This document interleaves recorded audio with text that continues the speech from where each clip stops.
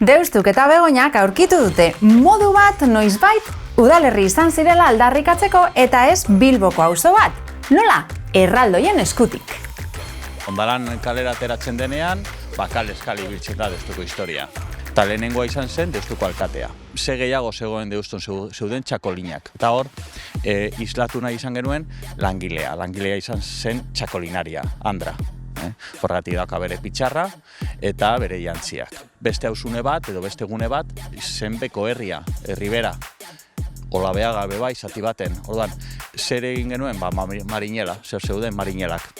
Eta azkenik, ogibide ez ezaguna zena, eta izan zen, eta bakarrik eremu honetan islatu zena, izan ziren zirgariak. Egia esan, pertsonaiek jatorria Begoñan daukate, bereziki Aitite Matxorri deitzen den lehenengoak. Izan ere, pertsonaia horrek, baserritar baten itxura duenak, antza Begoñako alkatea dauka irudi gisa. Behar bada Bilbo aurreko erraldoia adierazgarrienak, Deustuko alkatea eta Begoñako Aitite Matxorri dira. Simple, aterki bata, ez euritako bat, baina erraldoia, klaro.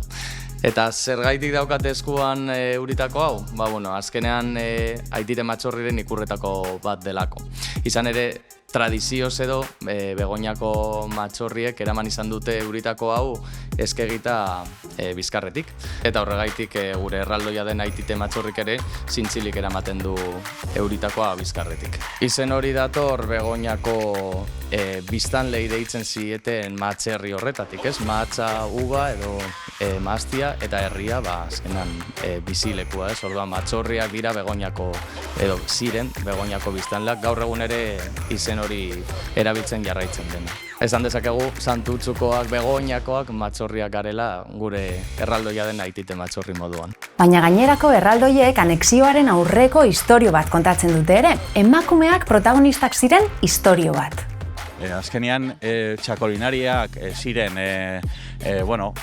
baserri horiek txakolina egiteari dedikatuta zeudenak kudeatzen zituztenak eta jendea atenditzen zituenak eta bar, eta gero bestalde batetik zirgariak. Zirgariak izan zen ogibide triste eta latz bat, emakumeek bete zuten paper hori,